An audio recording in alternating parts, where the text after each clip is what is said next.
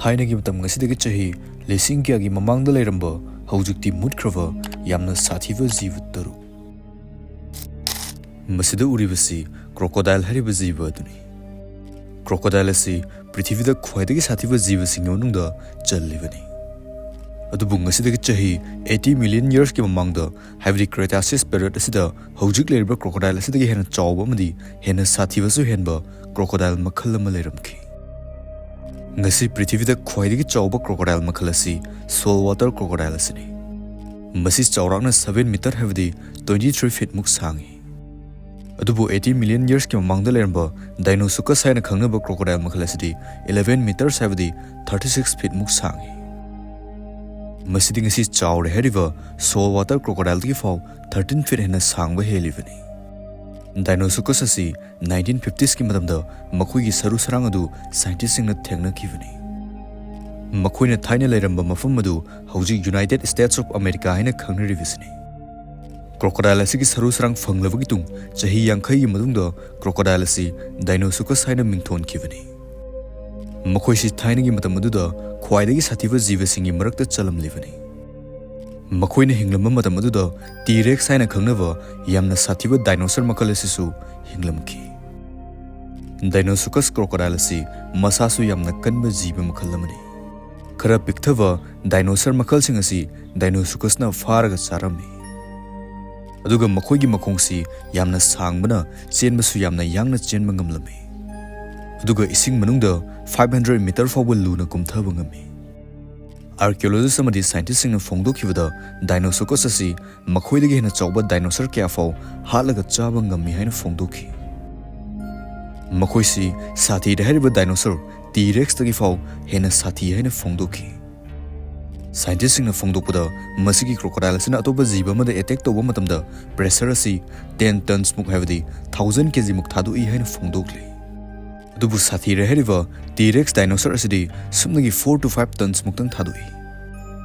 Pressure asi kayamuk yam kan gi haibabu masi samu amana miyoi amada nanbagi pressure aduga chap manai.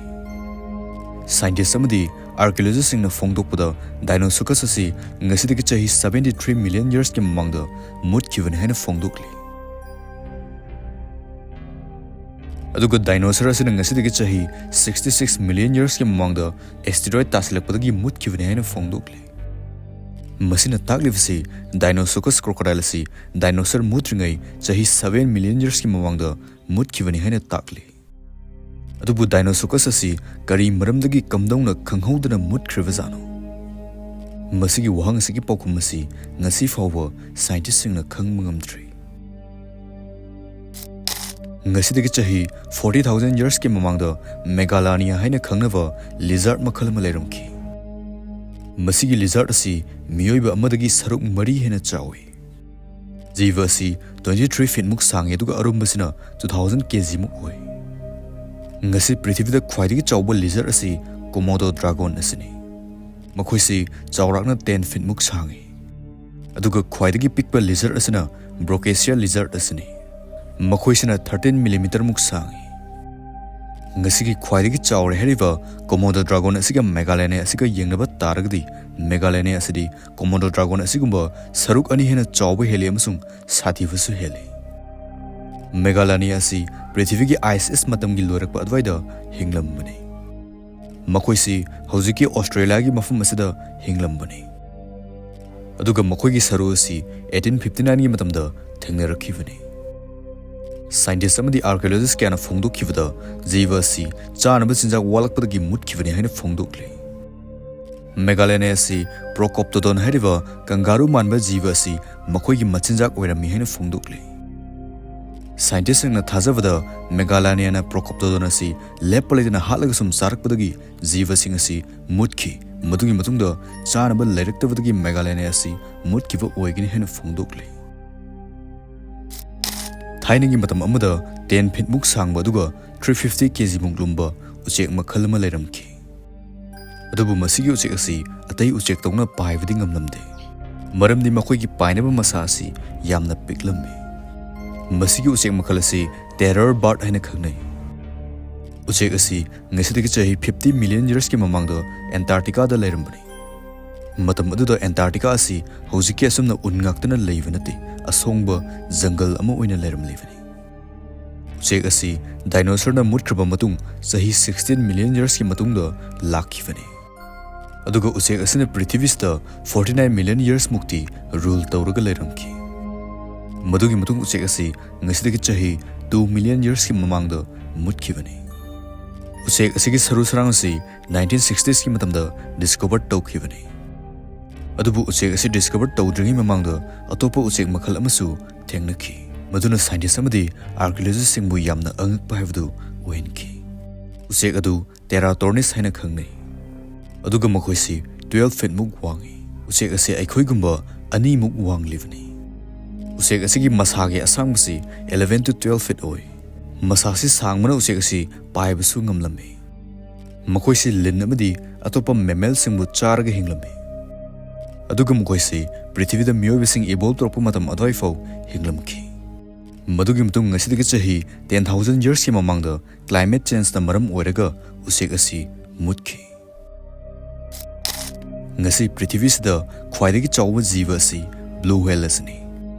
Makhoisi 110 feet muk sangi duga arumbasina 1,80,000 kg haibdi 199 tons mu oi. Blue whale asi thoidok hinongna chawragasu miyoibada kaisu khudong thingai di oide. Adubu samudra manung asida yamna sathiba atai jiba amadi miyoibasu yauna machinjak oiba ngamba jiba makhal ama lei. Makhoising adu shark haina khangnai. Ngasi khwaidagi sathiba shark hairagadi bull shark, white shark amadi tiger shark ahumsini. Adubu ngasidagi chahi 3.6 million years ki mamangda thoidok hinongna chawba amadi yamnasu sathiba shark makhal ama leiramki. Madugi shark makhal adubu aikhoina megalodon haina khangnai. Makhoisi chawrakna 70 feet muk sangi duga 72 tons muk lame. Megalodon gi saru sarang asi 1835 ki matamda discover tawkhibani. Jiba dugi khadang asi 10 feet muk sangi duga maya chani ga yankhai hena yawi. Ya sing adu 7 to 8 inches loina sangi. Masigi maya sina atopa jiba amada chikpa taragdi amuki khuchikta jiba adu matat tatkadoribani. Megalodon asi Atlantic Ocean da 20 million years and rule tawraga hinglami amadi jiba asi matam adugi khwaidagi chawba amadi khwaidagi sathiba jiba amani hainari. Amazon rainforest asida prithivida khwaidagi chawba lin makhal ma lei. Makhoising adu green anaconda haina khangnai. Researchers singna mafum asida 29 feet sangba 3 feet muk pakpa green anaconda ama thengnaki. Masina miyambu yamna angakpa ohenki. Adubu hwjik palakaduriba lin makhal asidi green anaconda asidagi fanam chawba henba amadi sathibasu henba jiba makhal amani. Lin adu Titanoboa haina khangnai. 19th century dagi hawraga 2008 fawdi green anaconda asina prithivida khwaidagi chawba lin amani haina thajanarami. Adubu 2009 gi matamda Northern Colombia da coal mining tobu matamda Titanoboa gi fossil asi thengnaki. Sumna archaeologists na fossil adu research tawrupi tungda Titanoboa asi ngasi fawgi history da khwaidagi chawba lin makhal amani haina phongdokki. Aduga makhoisi ngasidagi chahi 60 million years ki mamangda hinglambani. Aduga makhoina achau chauba jiba kya crocodiles kumasi pumna yotlaga hatoklaga chaba ngamai. Scientists na thajavda Titanoboa asisu atai jiba gumna climate change na maram oiraga mutkibani haina thajanai.